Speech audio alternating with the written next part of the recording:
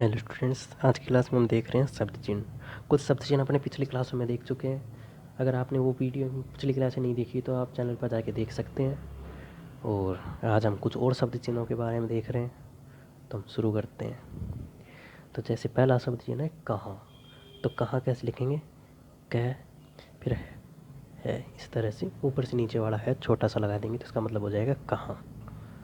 ठीक है। आगे है जहाँ। जहाँ के लिए जय होगा, लाइन के ऊपर लिखेंगे और फिर छोटा सा है ऊपर से नीचे वाला है तो इसका मतलब हो जाएगा जहाँ। ठीक है। फिर अपने लिखेंगे वहाँ, तो वह लिखेंगे, वह, फिर छोटा सा है लगा देंगे इस तरह से तो इसका मतलब हो जाएगा वहाँ। ठीक है। यहाँ किस तरह से लिखेंगे? यह लगा के छोटा सा ऊपर है लगा देंगे तो यहाँ इसका मतलब होगा यहाँ। तहाँ कैसे लिखेंगे? एक शब्द होता है तहाँ, जहाँ तहाँ, ऐसा हुआ, ऐसा कई बार कई लाइनों में होता है। ठीक है। तो तय लिखेंगे और इधर है लगा देंगे तो ये इसका मतलब हो जाएगा तहाँ। ठीक है। तो है इस है से कटेगा मतलब हाँ लग जाएगा इसके, कहाँ, जहाँ, वहाँ, यहाँ, तहाँ। ठीक है। अब देखते हैं द वाले शब्द जो द से लिखे जाएंगे। ठीक है। अगर द होगा वो लाइन के ऊपर होता है तो इसका मतलब होगा यदि या फिर दाम। दाम के लिए भी इसी का यूज़ करेंगे, यदि के लिए भी इसी का यूज़ करेंगे। ठीक है। अगर यही शब्द लाइन के ऊपर होता है तो इसका मतलब होता है दे, देना या फिर देता। ठीक है। इन तीनों का यूज अपने इसी से करेंगे। अगर ये शब्द लाइन काट के वर्ण लिखते हैं अपने तो इसका मतलब होता है दिन या फिर दिया, दिन, दिया या फिर दी। ठीक है। अगर अपने इसी को एक आंकड़ा दे के लिखते हैं, इस तरह से एक आंकड़ा दे देते हैं तो इसका मतलब होता है दान। अभी आंकड़ा किस, ये कोई शब्द चिन्ह नहीं है, ये एक तरीका है। अगर आगे क्लासों में देखेंगे तो आंकड़े वाले शब्द देखेंगे तो अपने को समझ में आ जाएगा कि लिखने का कोई, ये कोई शब्द चिन्ह नहीं है वैसे। ठीक है। ये अपने को लिखते ही इसी तरह से हैं। ठीक है। आगे देखते हैं। अब देखते हैं गह वाले शब्द। ये तो हो गए है, तो ये तो है से बनने वाले शब्द लिख दिए, ये द से बनने वाले शब्द लिख दिए। ठीक है। अब हम लिख देंगे गै से बनने वाले शब्द। तो गै से बनने वाले शब्दों में हम देखेंगे जैसे कि घ को अपने बीच में लिखेंगे तो इसका मतलब है आएंगे, आएंगे या फिर आगे। ठीक है। अगर अपने इसी घ को लाइन के ऊपर लिखते हैं जो कि अपने को दिख नहीं रहा तो अपने ना दिखे तो इसको थोड़ा सा ऊपर लिख देते हैं जिसका मतलब होता है गया या फिर गए या फिर गई। इन तीनों को एक से ही लिख देते हैं। ठीक है। अब आपने लिखें गए और यह। अब ये यह जो है, ये अपने ने जोड़ा है, ये कोई वैसे चिन्ह नहीं है, ये अपने लिखने का तरीका ही होता है।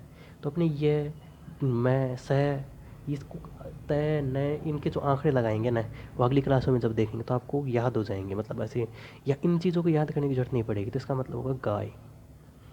ठीक है। अब आगे देखते हैं हम बै से बनने वाले शब्द। बै से, जैसे बै को अगर अपनी लाइन के ऊपर लिखेंगे तो इसका मतलब होगा बाद। ठीक है।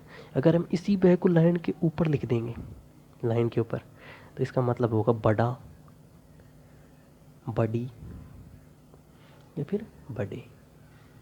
ठीक है। अगर इसी बै को अपनी लाइन काट के लिखते हैं, इनको तो अपनी लाइन में काट ही नहीं सकते तो दो तरह से यूज हुआ। ऊपर वालों को हम लाइन से काट सकते थे तो तीन जगह यूज हुआ। ठीक है। तो अब इसको अपनी लाइन काट के लिखेंगे तो इसका मतलब है बहुत या फिर बुरा। ठीक है। बहुत बुरा लिखने के तो दो बार लाइन काट के अपने बै लिख देंगे। ठीक है। एक और शब्द है बै, फिर इस तरह से आंकड़ा दे देंगे। ठीक है। तो इसका मतलब होगा बात। अभी कोई चिन्ह नहीं है वैसे, ये अपने तय वाले आंकड़े देखेंगे तो अपने बाद में समझ जाएंगे। अभी सिर्फ अपने याद रख लेते हैं, बाकी आगे अपने जब देखेंगे तो आपको याद रखने की जरूरत ही नहीं पड़ेगी। ठीक है। अब अपने देखते हैं तय से बनने वाले शब्द। तय से बनने वाले शब्द, अगर तय लाइन के ऊपर होगा, अब ऊपर देखा था दै वाले, तो द गहरा था, तय हल्का होगा, ठीक है।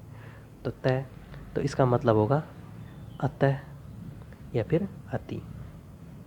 अगर यही तय लाइन के ऊपर होगा तो इसका मतलब होगा भांति और तोर,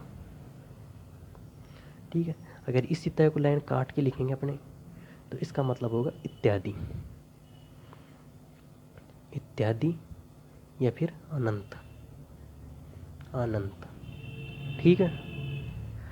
अगर फिर उसके बाद हम देखते हैं थ, जो थ शब्द होता है, ठीक है। अब थ को अपने किस तरह से लिखते हैं, थ अपने लिखा जाता है थ इस तरह से, ठीक है। लेकिन अब अपने काटने में टाइम लगता है तो थ को अपने ऊपर इस तरह से लगा देंगे, और ये तो इसका मतलब है कि ये कटा हुआ है, ठीक है। तो ये तय है लेकिन ऊपर से कटा हुआ है, इसका मतलब ये हो जाता है, ठीक है। तो ये तो थ है, इसको अपने ऊपर लिखेंगे तो इसका मतलब होगा हाथ, ठीक है। थोड़ा, अगर इसी को अपन लाइन के ऊपर लिखेंगे तो इसका मतलब होगा थोड़ा। अगर हम इसी को लाइन काट के लिखेंगे तो इसका मतलब होगा था, थी या थे। क्या कर रहा था तू उस समय, ऐसे जो प्रश्न होते हैं भूतकाल वाले, ठीक है।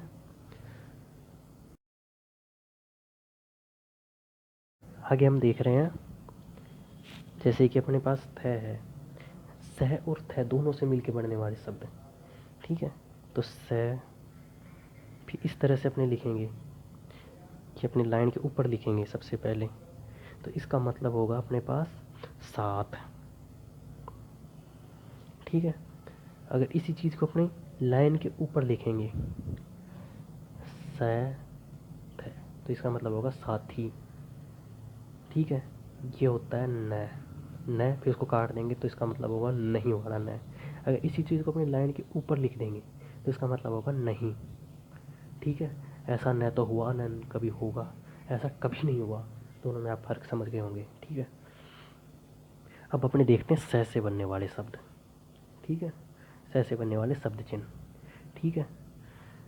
तो ये वाला चिन्ह जो होता है वो पै के लिए यूज होता है, हम आगे देखेंगे, ठीक है। फिर इसके साथ स, तो इसका मतलब होगा पैसा। इस लेसन में अपने ने जो शब्द चिन्ह देखे हैं ना, वो आप आगे जब लेसन पढ़ते रहोगे धीरे धीरे तो आपको अपने आप ही याद हो जाएंगे, उनको याद करने की ज़रूरत नहीं पड़ेगी। वैसे कोई सा भी शब्द चिन्ह याद करने की ज़रूरत नहीं होती, जब जैसे जैसे आप सेंटेंस लिखते हो, डिक्टेशन लिखते हो, तो आपको याद होते रहते हैं अपने आप ही, ठीक है। तो इस चीज़, इसका मतलब होगा पेशा, पेशा। ये अपने पर लाइन के ऊपर है, अगर इसको लाइन से थोड़ा सा ऊपर रखेंगे तो इसका मतलब होगा पैसा, ठीक है। और अगर इसको लाइन काट के लिखेंगे अपने तो इसका मतलब होगा पशु, ठीक है। अब पै से बढ़ने वाले देख लेते हैं। पै को अपने ऊपर लिखेंगे लाइन के बीच में तो ये उसका मतलब होगा आप, ठीक है। लाइन के ऊपर लिखेंगे तो पहिला, पहला, ये फिर पहले। लाइन काट के लिखेंगे तो यद्यपि या फिर पीछे, ठीक है। एक पॉइंट अपने और देख लेते हैं, तो ये कैसे का लाइन काटने के ऊपर हम बाद में ये कैसे यूज करते हैं। देखो अपने पास तीन मात्राएं होती हैं, ये पहले स्थान पर, दूसरे स्थान पर या तीसरे स्थान पर। अगर पहले स्थान पर कोई मात्रा है तो अपने उसको लिखेंगे लाइन के बीच में, ठीक है। तो जैसे अपने पास लिखना है अपने को ट, तो इसको अपने लिखेंगे ट, तो ये बीच में लिखा है इसका मतलब हो जाएगा टा या फिर ट अकेला, ठीक है। जो भी लाइन के बीच में जो भी मात्राएं होती है, अगर अपन इसको लाइन के ऊपर लिख रहे हैं यहाँ पे लाइन से टच करके, तो जो सेकंड स्थान पे मात्राएं होती हैं जैसे कि टे हो गया, जैसे कि टो हो गया, इस तरह की मात्राएं आ जाएंगी, ठीक है। अगर हम इसी चीज़ को लाइन काट के लिखते हैं तो जो तीसरे स्थान पे मात्राएं होती है जैसे टी या टू, इस तरह से लिखा जाता है, ठीक है। तो जैसे पशु ऊ की मात्रा है वो तीसरे स्थान पे होती है तो इसको अपनी लाइन काट के लिख देते हैं, ठीक है। आ की मात्रा है, ये शय है, इसको अपनी लाइन के ऊपर लिख देते हैं, ठीक है। इस तरह से अपने इन शब्दों के चिन्हों को याद रख सकते हैं, इसका तरीका होता है। अगर कोई मात्रा पहले स्थान पे है तो अपने को उसको लाइन के बीच में लिखेंगे, दूसरे स्थान की मात्रा तो लाइन के ऊपर लिखेंगे, तीसरे स्थान की मात्रा तो लाइन काट के लिखेंगे। इस तरह से अपने आगे देखेंगे कि क्या ना वो अपने को मात्राएं लगाने की ज़रूरत ही नहीं पड़ेगी, अपने सीधे ही मात्रा लगा के काम, बिना मात्रा लगाए अपने शब्द लिख सकते हैं, क्योंकि लाइन काट के अपने शब्द लिखने का तरीका है, ठीक है। आगे हम मात्राएँ बहुत कम यूज़ करेंगे। मात्राएँ तभी यूज़ करेंगे जब अपने बहुत ज़रूरी होगा कि हमें शब्द लिखना ही है, तो उसके लिए अपनी मात्रा लगानी ही पड़ेगी, तब हम मात्राएँ लगाएंगे, नहीं तो अपने मात्रा लगाने की कोई ज़रूरत नहीं है। ठीक है, तो आज की क्लास के लिए बस इतना ही। मिलते हैं अगली क्लास में। अगर आपको वीडियो पसंद आई है तो वीडियो को लाइक करें, चैनल को सब्सक्राइब करें और अपने दोस्तों के पास शेयर करें। जो आपका कोई दोस्त स्टैंड सीखना चाहता है उसके पास वीडियो ज़रूर शेयर करें। और अगर आप चैनल पे अपडेट रेगुलरली प्राप्त करना चाहते हैं तो डिस्क्रिप्शन में टेलीग्राम का लिंक है, वहाँ से आप टेलीग्राम चैनल ज्वाइन कर सकते हैं। आपको कुछ पूछना हो तो डिस्क्रिप्शन में इंस्टाग्राम का लिंक है, वहाँ से आप कुछ भी पूछ सकते हैं आप। तो आज की क्लास के लिए बस इतना ही। मिलते हैं अगली क्लास में। Thank you.